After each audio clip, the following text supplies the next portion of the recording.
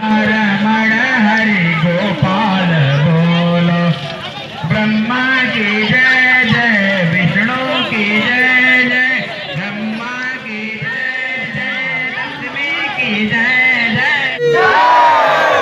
बाबा केदारनाथ लक्ष्मी नारायण की, बजरंगबली की।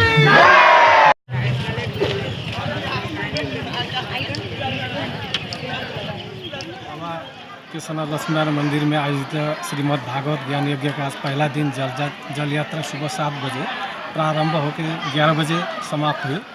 तो जल यात्रा में माइलू बाजार, जिरीवासा, माइलू बिहारी बस्ती आदि के लोगों ने भाग लेकर जल यात्रा को सफल बनाए।